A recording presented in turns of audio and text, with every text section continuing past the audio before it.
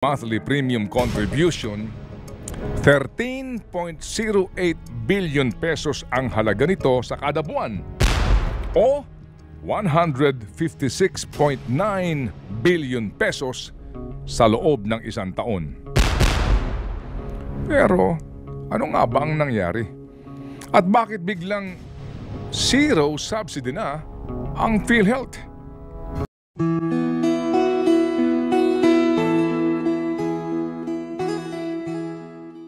Ang Universal Healthcare Act at ang Philippine Health Insurance Corporation of PhilHealth ang dapat nga sana'y maging sandalan ng mga Pilipino sa panahon ng kanilang pagkakasakit.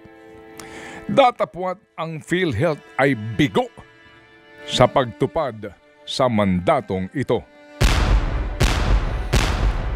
Dito lamang nagdaampong December 11, ni ratipikahan ng dalawang kapulungan ng Kongreso ang panukalang 2025 National Budget. Nakapaloob sa probisyon ng pambansang budget sa susunod na taon na wala nang ilalaan na pera ang national government para sa PhilHealth. Bagay na lubhang ikinagulat nating lahat. Maging ng ilang senador na naman. Ang perang ito ay subsidiya po ng pamahalaan para sa indirect contributors ng PhilHealth o mga Pilipinong walang kakayahan na magbayad ng buwanang premium contribution. Nilalayong po ng Universal Healthcare Act o Republic Act 11223 na ang lahat ng mga Pilipino ay mapagkalooban ng dekalidad at abot kayang serbisyong pangkalusugan.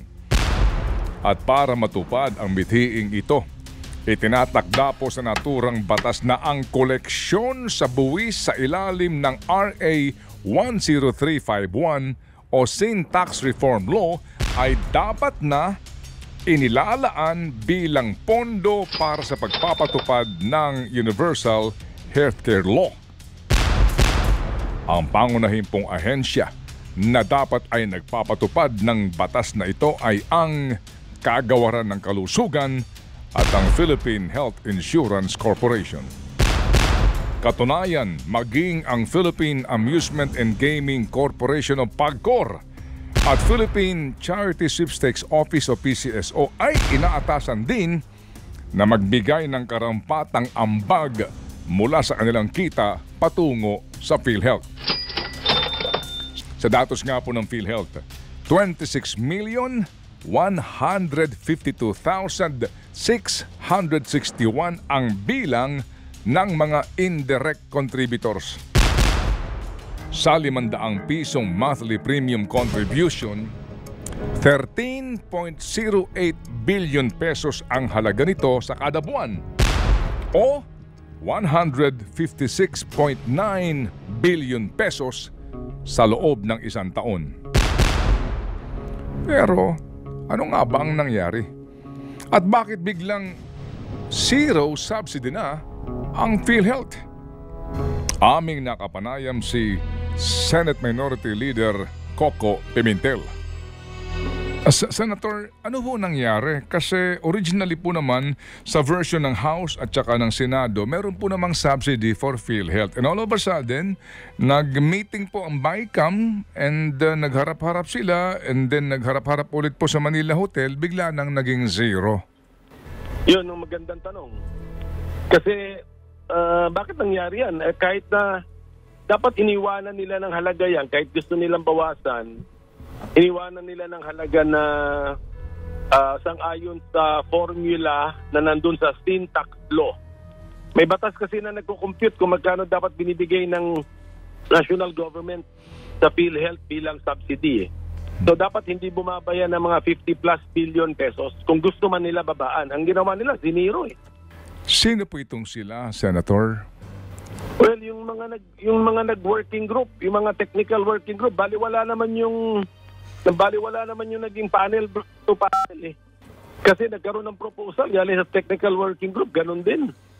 Hindi pinag-usapan ng maaga at saka hindi pinag-usapan ng ng nakalantad na yun pala ang balak nilang gawin. Ang tinig ni Senador Coco Pimentel. Ito po naman ang pahayag ni Senate Committee on Finance Chairperson Grace Poe nang siya ay matanong ni Ginoong Pimentel sa plenaryo ng Senado. There's no denying that PhilHealth has a savings amount of 600 billion. Hindi natin maintindihan ba't hindi nila ginagamit yung pera na nandun na meron sila na nakaimbak sa isang, ewan ko kung anong klaseng account yan, savings account, na ang kinikita ay mas mababa pa kesa sa inflation. Mr. President, hindi pwedeng sisihin na nagkulang tayo sa pagbibigay sa kanila. Kasi nga ang daming ang pera na nandyan. Hindi nila pinamimigay ang pera dun sa mga nangangailangan at tinuturuan din natin sila ng leksyon. Kung bigay ka ng bigay, nandun lang yung pera, hindi naman nagagamit. Paano naman yung mga ibang programa rin ng gobyerno na nangangailangan din ng funding? Ito naman ang pangangatwiran ni Senate President Francis Escudero sa hindi pagbibigay ng subsidiya sa PhilHealth. Walang batas na perpekto, hindi perpekto ang batas na ito na inaprubahan lamang natin. May mga nalagay, may hindi nalagay, may natuwa, may hindi natuwa, may nagalit, may napangiti. Subalit maging ganun pa man, ang trabaho ng Kongreso ay pumili sa pagitan ng mga bagay na pwedeng pondohan kung alin dito ang unahin. Ang tinig ni Senador Francis Escudero na nagsasabing trabaho ng Kongreso, trabaho nila Escudero na pumili kung alin ang uunahin. At hindi nga daw dapat unahin ang subsidiya sa PhilHealth.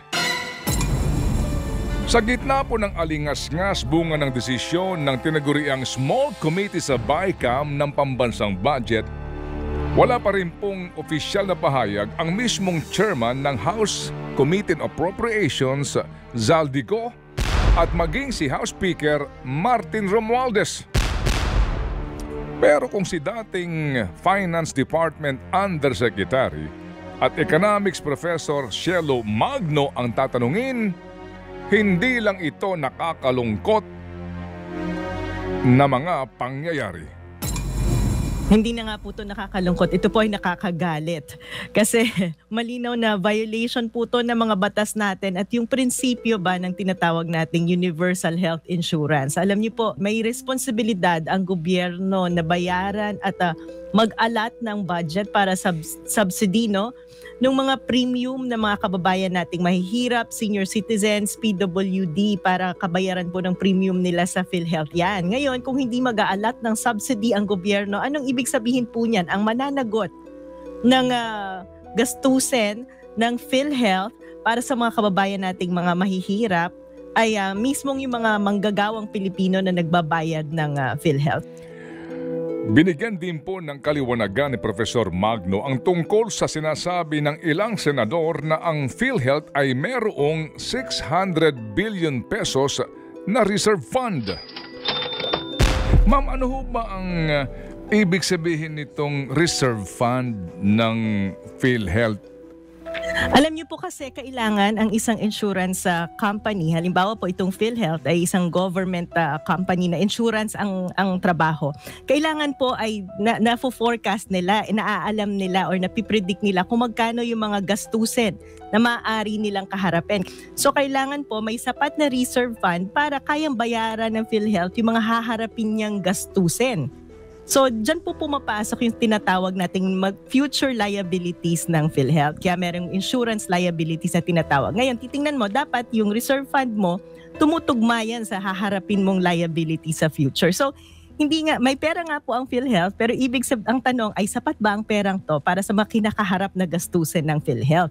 Na ayon po sa financial statement ng PhilHealth na yung kasalukuyang reserve fund ng PhilHealth, kahit isama pa lahat ng asset niya, ay hindi sapat para tugunan yung future liabilities niya. Kaya dyan po maling-mali yung mga senador natin sa sinasabi nila na may reserve fund, pwede na yan para tustusan yung mga haharaping gastusin ng PhilHealth. Ay hindi po tama yan. dahil kailangan nga po may sapat na pondo para harapin yung mga haharaping gastusin ng PhilHealth. Hindi po tumutugma.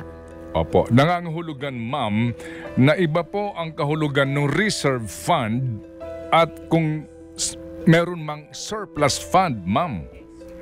Yes, magkaiba po yun. Wala pong surplus fund ang PhilHealth dahil ang surplus fund ay ibig sabihin pag tiningnan mo yung current assets ng PhilHealth, dapat ay kaya niyang tugmaan ang mga liabilities na to at sobra-sobra pa. At hindi po yun ang nakikita natin.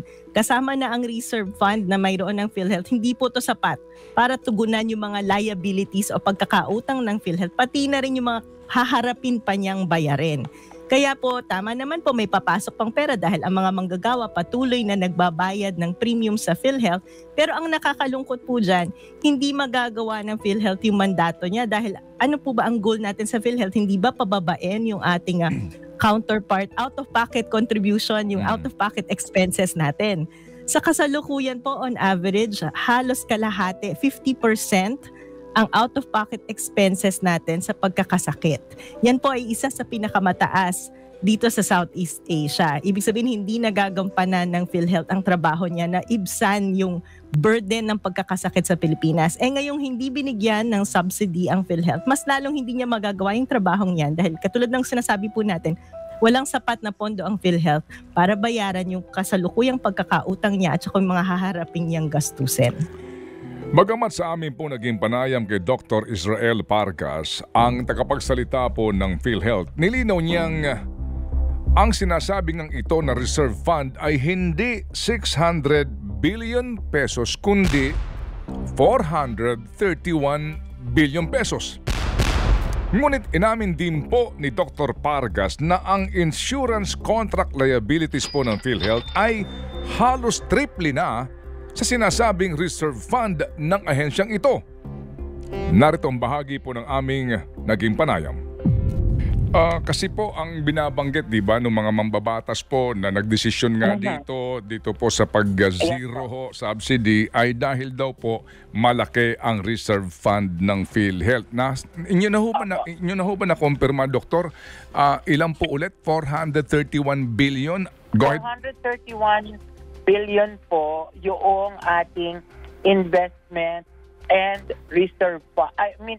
Surplus fund and reserve fund. Are you sure the word is surplus? Yun po yung ginagamit ngayon ng mga tao na nagsasabi na meron po tayong surplus or excess fund.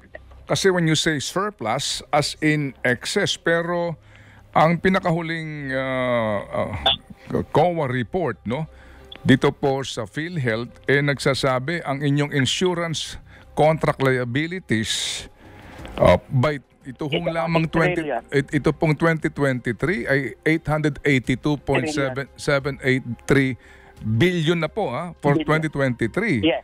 And then by end ng 2023, 1.15 trillion, right? Trillion, yes. So inaamin po ninyo na ang inyong insurance contract liabilities ay aabot sa 1.15 trillion pesos 2023 pa lang. Opo, I'm not so sure with the figures, but yan naman po ay nasa financial statements po ng PhilHealth. Yes, opo. Yung ICL po or yung insurance liabilities po. Okay, sige. So, kung merong kang liabilities na higit doon sa binabanggit niyong umano ay surplus, di ba lumalabas dyan short ka sa pera? Short pa. Yes po, tama po. Tama po kayo doon. Actually, kung titingnan po natin yung buong figures, and kung isasama po natin yung ICL na tinatawag, yung pong nabanggit nyo na billion or later on ay magiging trillion na, ay magganon po yung atin magiging feature sa actuarial projections po. Kung mismong ang tagapagsalita ng PhilHealth ay umaamin na sila ay kakapusin na sa pondo, bakit hindi ito mapagtanto ng marami sa ating mga mambabatas? At maging ang Pangulong Marcos Jr. mismo nito lamang Lunes ay nagbigay ng katwiran kung bakit hindi na dapat pang bigyan ng subsidiya ang PhilHealth. PhilHealth has a 500 billion reserve. And the cost of to provide their services in 1 year is less than 100 billion. So their budget actually for expenditure is in the 260 billion, is in 100 and plus billion. So meron pa ring reserve. That's why I know na naabala ang tao because bakit natin binawasan?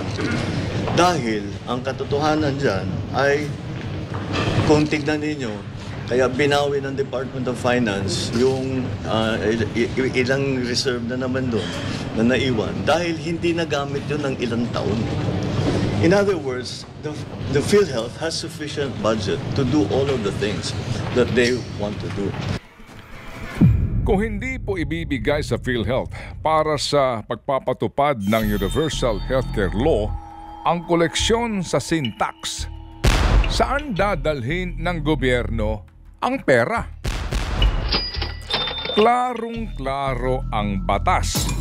Ang koleksyon sa buwis mula sa sigarilyo at vape, alak at matatamis na mga inumin ay dapat mapunta sa PhilHealth. Pero sa ibang gastusin mo gagamitin? Hindi po ba't klaro din na illegal yun? Nagpapaulan ng mga bagong pangako ang PhilHealth, maging ang Pangulo ng mga karagdagang benepisyo. Subalit, papaano ito magkakatotoo kung ngayon pa lang ay hindi na makapagbigay ng tamang serbisyo ang PhilHealth? Kung kailan binawasan ng pondo tsaka paggaganda ang serbisyo? Asa pa tayo.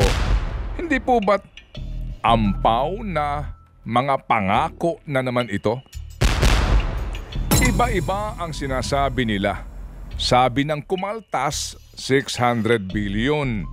Sabi ni Pangulong Junior, 500 billion. Sabi ng takapagsalita, 431 billion. Hindi ba't sa ganito pa lang na mga salita at hindi pagkakatugma ng mga sinasabing halaga ay nangangahulugan na sadyang mayroong problemang pangangasiwa at pananalapi ang PhilHealth? Pero heto ang malinaw. Kaltas pondo para sa Universal Healthcare Act. Pero dagdag na 288.6 billion pesos na pera para sa DPWH. Mag-aabono tayo ng pera para sa kontribusyon ng indirect contributors ng PhilHealth. Pero may malaking pera na 26 billion pesos para sa AKAP. Tiis-tiis tayo sa napakabarat na benepisyo ng PhilHealth.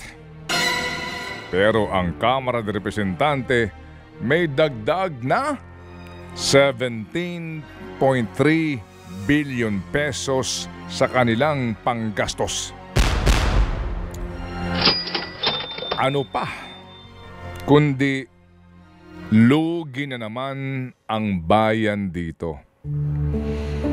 At ano pa nga ba kundi panalo na naman ang mga swapang sa pera.